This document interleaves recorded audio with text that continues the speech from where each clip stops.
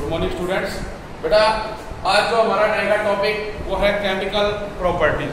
कल जो हमने किया था वो फिजिकल प्रॉपर्टीज डिस्कस की थी। तो केमिकल प्रॉपर्टी में बेटा जो आज का पॉइंट है वो है ऑक्सीडेशन स्टेट। ऑक्सीडेशन स्टेट के बारे में +1 में भी हम बेटा पढ़ चुके हैं, चैप्टर नंबर 8 रिडॉक्स रिएक्शन में। वहां पर आपको कोई भी एक कंपाउंड दे दिया जाता था जैसे KMnO4 और आपको कहा है कि जो ये मैग्नीज है इसकी ऑक्सीडेशन स्टेट कैलकुलेट कीजिए। तो जिसकी हम निकालते हैं बेटा उसको X मान लोगे और जो अदर एलिमेंट्स है उन पे हम उसका जो चार्ज है वो शो करेंगे।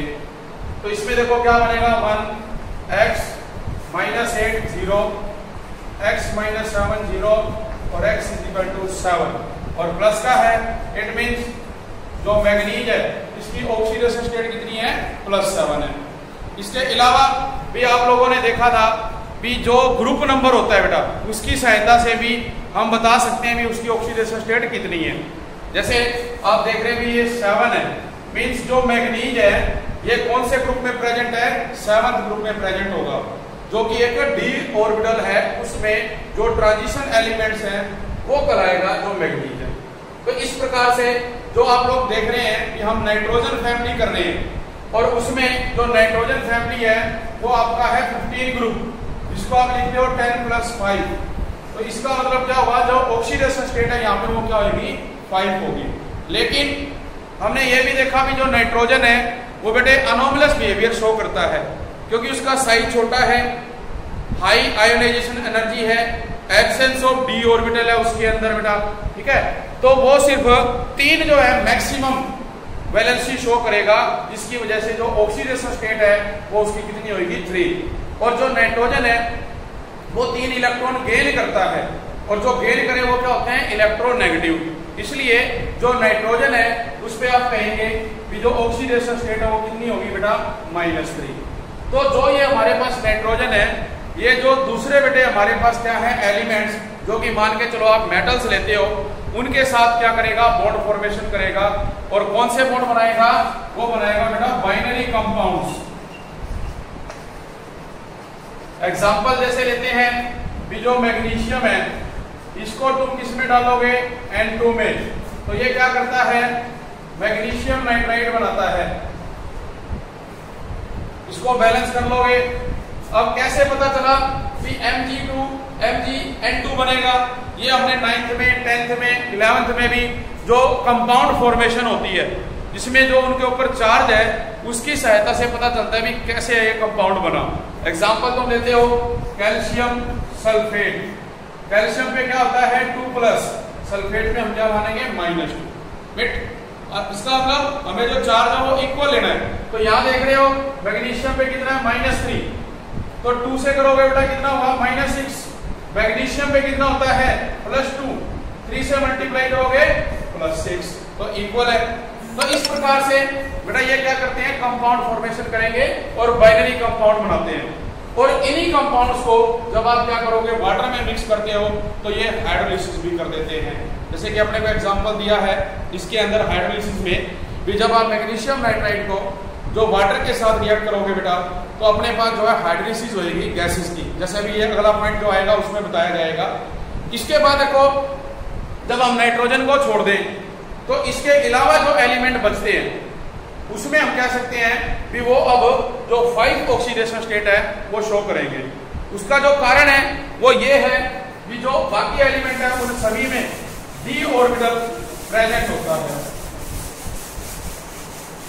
अब देखिए जैसे फास्फोरस है बेटा, ये एक तो PCl3 और एक PCl5, 2 टाइप के कंपाउंड फॉर्मेशन करता है। तो ये 2 टाइप के कंपाउंड इसने कैसे बनाए, जबकि हम कह रहे हैं भी वो -3 ऑक्सीडेशन स्टेट शो कर रहा है। देखिए जो फास्फोरस है उसमें d ऑर्बिटल प्रेजेंट होता है। तो जब फास्फोरस की कॉन्फ़िगरेशन लिखते हो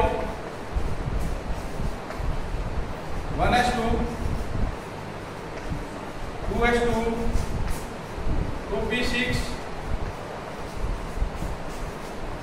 3s2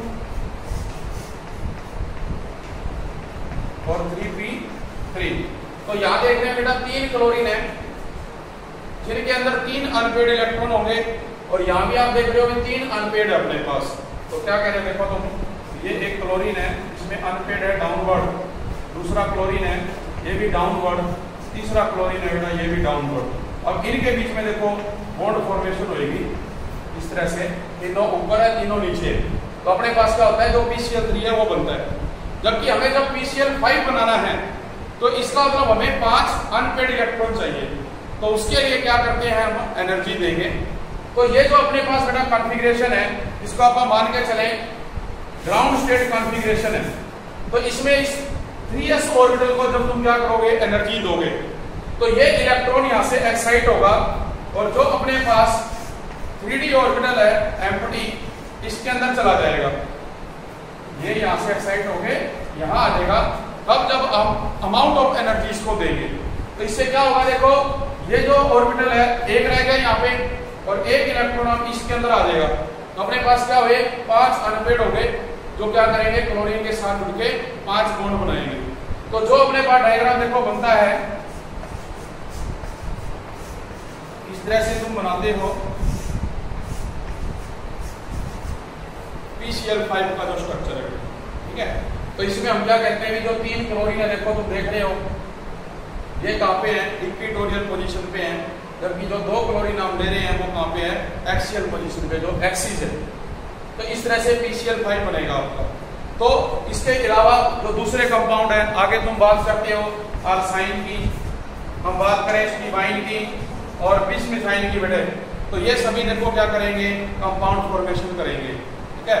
तो अपने को देखो इसने ये दिया हुआ है बेटा एग्जांपल में, इसमें भी जो नेगेटिव ऑक्सीडेशन स्टेट है उसके साथ साथ ये पॉजिटिव ऑक्सीडेशन स्टेट भी शो करते हैं जो हमारे पास है नाइट्रोजन फैमिली के कंपाउंड है। भी ऑक्सीडेशन हमने देखी नेगेटिव में, तो जबकि पॉजिटिव की जो बात कर रहे हैं हम अभी तुम देख रहे हो PCl3 है, और इसमें जो अपना मोस्ट इलेक्ट्रोनेगेटिव है उस पर हम क्या लेते हैं -4, तो इस पे क्या आएगा +3, क्योंकि ये गुणा करोगे तो -3 + 3, यहाँ पे क्या है -1 -5 हो गया, ये क्या है बेटा आपका +5। तो हम देख रहे हैं कि जो नाइट्रोजन है बेटा वो नेगेटिव शो कर रहा था, दूसरे जो एलिमेंट है वो पॉजिटिव ऑक्सीडेशन स्टेट बना रहे हैं अपने पास। बात समझ में आई कि नहीं आई? तो यहाँ ऑक्सीडेशन स्टेट जो है उसमें हम देखेंगे नेगेटिव और ऑक्सीडेशन दोनों टाइप के जो कंपाउंड है ये फॉर्मेशन बेटे करते हैं। फिर बेटे जैसे बात आती है इसमें एक मैक्सिमम कोवैलेंसी की, तो जो मैक्सिमम कोवैलेंसी है उसमें जैसे कि एग्जांपल लिया जाता है अमोनिया का, उसमें आप देखोगे कि जो अमोनिया है वो मैक्सिमम 4 जो है शो करेगा बेटा। जैसे तुम देखो ये अमोनिया है, इस पे लोन पेयर है, ये 3 हाइड्रोजन जुड़ी हुई है, इसको हम क्या करते हैं ये H+ आयन दे रहे हैं। अब क्या होगा बेटा ये जो लोन पेयर है इस H+ को मिलेगा, और जब ये इसके पास जाएगा तो नाइट्रोजन के पास अब देखो 4 हाइड्रोजन हो जाएंगे, जबकि जब बाहर 4 क्या होगा प्लस बेटे। तो अब पहले वो क्या कर रहा था 3 बॉन्ड बना रहा था, और यहाँ देख लो कितने बॉन्ड बना रहा है वो 4 बना रहा है बेटा। तो जो उसकी ऑक्सीडेशन स्टेट थी जो वैलेंसी थी कह सकते हैं वो क्या होगी इंक्रीज होगी। तो ये इसके अंदर बेटे बताया जाएगा। नेक्स्ट टॉपिक जो आता है वो है डिसप्रपोर्शनेशन रिएक्शन कौन सी होती है।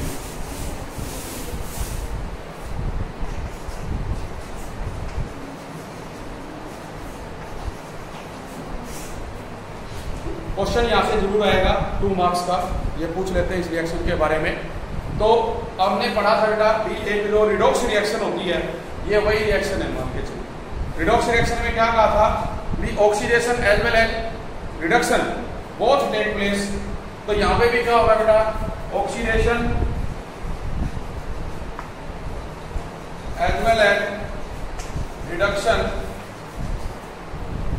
टेक प्लेस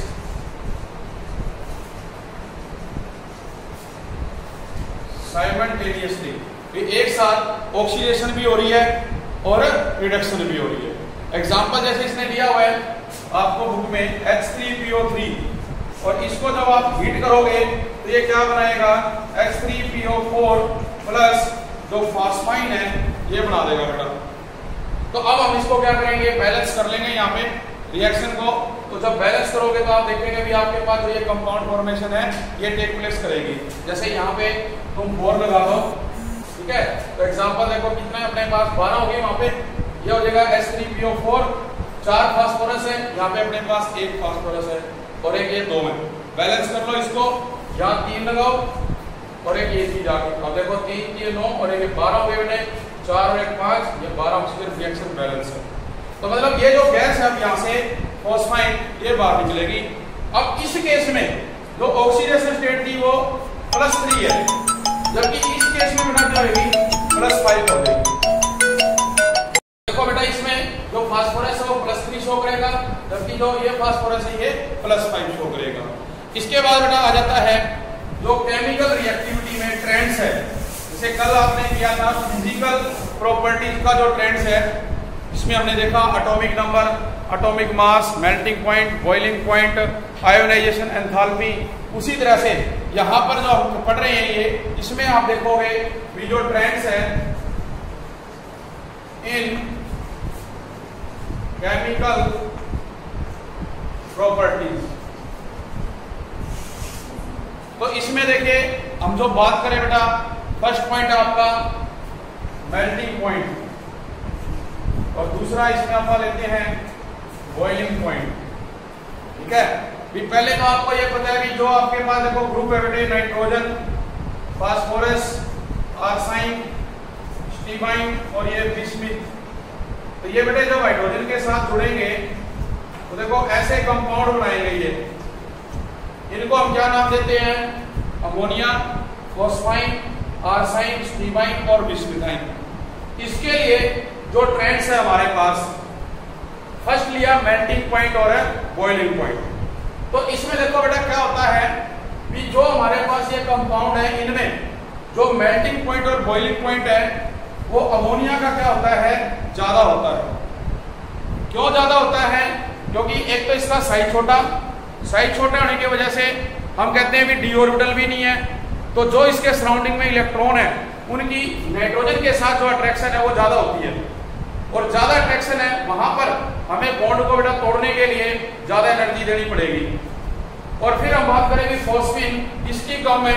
क्यों कम है, एक तो आपको ये पता है कि जब हम टॉप से बॉटम जाते हैं एटॉमिक साइज बढ़ता है, नंबर ऑफ सेल बढ़ती है, जिसकी वजह से जो फोर्स ऑफ अट्रैक्शन है वो कम हो जाती है।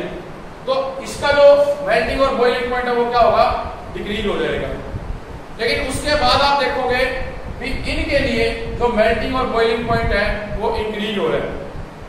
उसका जो कारण है वो ये है कि आप देख रहे हैं कि ये जो है नॉन मेटल में है बेटे, जबकि इसको हम क्या कहते हैं, मेटलॉइड्स, मींस मेटालिक करैक्टर आना शुरू हो गया, इसके अंदर और आ गया, इसके अंदर और आ गया। तो अपने पास क्या होगा भी साइज उनका बढ़ रहा है, अट्रैक्शन जो है वीक हो रही है, लेकिन जो मेटालिक करैक्टर है वो उसका इंक्रीज हो रहा है। इसलिए हमें जो टेम्परेचर है वो ज्यादा देना पड़ेगा। तो इसका जो ग्राफ बनेगा तुम देखोगे, आपको बुक में दे भी रखा है कि जो अमोनिया है इसका मेल्टिंग और बॉइलिंग पॉइंट ज्यादा है, फिर बेटा ये डिक्रीज कर गया, फॉस्फीन आ गया, लेकिन उसके बाद ये फर्दर क्या होता है, इंक्रीज करता है आर्साइन, स्टीबाइन और बिस्मिथाइन। कारण क्या है इसका, जो मेटालिक करैक्टर है।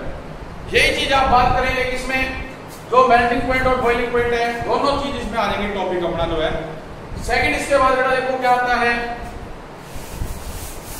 एक देखो तुम्हें ये पता है कि नाइट्रोजन के साथ ये हाइड्रोजन जुड़े हुए हैं, हम इसको एक एलिमेंट मान के चलते हैं E। तो एक तो देखो बेटा क्या आता है, बॉन्ड डिस्टेंस, मींस जो E और H है,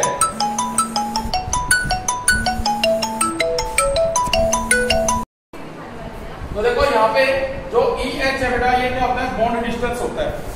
तो जैसे जैसे आप देख रहे हैं भी एलिमेंट नीचे जाएगा, इनका साइज बेटे बढ़ता जाएगा, बढ़ेगा तो जो बॉन्ड डिस्टेंस है वो क्या होगा, इंक्रीज होगा या डिक्रीज होगा, वो बेटे इंक्रीज होगा, ठीक है, क्योंकि साइज इसका बढ़ता जा रहा है। हम देखें अगर बुक में तो आप देखो जो अमोनिया है इसका बेटा दिया हुआ इसने, अमोनिया के लिए 101, जो फास्फीन है 141, तो ये इस तरह से देखो इंक्रीज करेगा। फिर इसके बाद एक जो बात दिया बेटा वो है बॉन्ड एंगल, बॉन्ड एंगल का मतलब है जो ई एच है बेटा और ये ई एच, इनके बीच में इसको हम लिखेंगे एच ई एच। ये हाइड्रोजन, नाइट्रोजन और ये हाइड्रोजन, यहां जो ये बॉन्ड एंगल है इसकी बात कर रहे हैं, ठीक है। तो इसमें जो बॉन्ड एंगल आपके पास आएगा वो बेटे कहते हैं भी डिक्रीज करेगा। जो अमोनिया है इसका जो बॉन्ड एंगल है वो ज्यादा होता है। तुम्हें पता है कि नाइट्रोजन के पास 3 हाइड्रोजन है और एक लोन पेयर है। +1 में किया था lone pair greater than lone pair bond pair greater than bond pair. और देखो ये इस बॉन्ड पेयर को रिपेल करेगा, इधर भी रिपेल करेगा, जिसकी वजह से इसका जो बॉन्ड एंगल है वो इधर जाएगा। तो जो अमोनिया है बेटा ये 107 डिग्री शो करता है बॉन्ड एंगल। जबकि जब आप नीचे जाओगे यहां फास्फोरस पे और साइन पे, तो इनके अंदर जो बॉन्ड एंगल है वो डिक्रीज होता जाता है, क्योंकि इसका साइज बड़ा हो रहा है, अट्रैक्शन जो है वो कम हो रही है। जो रिपल्सन है देखो, अब ये पहले तो यहाँ कर रहे थे क्योंकि इसके बीच में तो फोर्स ऑफ अट्रैक्शन ज्यादा है साइज छोटा होने की वजह से, बट यहाँ क्या हो गया साइज भी बड़ा हो गया। अब साइज बड़ा हो गया तो अट्रैक्शन तो कम होगी, अट्रैक्शन कम होगी तो जो बॉन्ड एंगल है वो भी क्या करेगा इसके अंदर डिक्रीज करेगा। तो ये पॉइंट दे रखा था। एक इसके बाद इसमें जो आ जाता है बेटा वो है थर्मल स्टेबिलिटी। थर्मल स्टेबिलिटी, जो थर्मल स्टेबिलिटी है टॉप टू बॉटम डिक्रीज करती है। मींस सबसे ज्यादा किसकी होगी अमोनिया की और सबसे कम किसकी होगी बिस्मिथाइन की। क्यों? इसके अंदर आपको पता है साइज छोटा था, अट्रैक्शन ज्यादा थी, हमें ज्यादा एनर्जी देनी पड़ेगी। यहाँ साइज बहुत ज्यादा हो गया, फोर्स ऑफ अट्रैक्शन बहुत कम होगी, रेडियस ज्यादा है तो हमें कम एनर्जी देनी पड़ेगी। इसलिए thermal stability top to bottom decrease करती है। हमने मेल्टिंग और बॉइलिंग पॉइंट में भी पढ़ा था, ठीक है। तो वो चीज इसमें आएगी आपके पास। तो जो थर्मल स्टेबिलिटी है सबसे ज्यादा अमोनिया की, सबसे कम किसकी होगी बेटा बिस्मिथाइन की। लेकिन अगर लेफ्ट टू राइट जाओगे तो वहां अट्रैक्शन ज्यादा होती है, बॉन्ड को तोड़ने के लिए हमें ज्यादा एनर्जी देनी पड़ती है। इसलिए हम कहेंगे भी लेफ्ट टू राइट जो थर्मल स्टेबिलिटी है वो ज्यादा होगी, वो इंक्रीज करेगी। तो ये पॉइंट इसमें बेटा दे रखा था।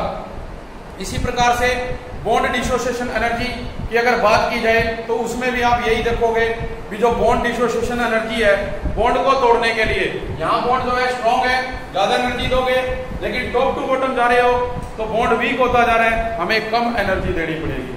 तो ये पॉइंट बेटा इसने अपने को यहाँ पे दे रखे हैं जो ट्रेंड्स हैं केमिकल रिएक्टिविटी में, इनको आप लोगों ने स्टडी करना है। Thank you very much.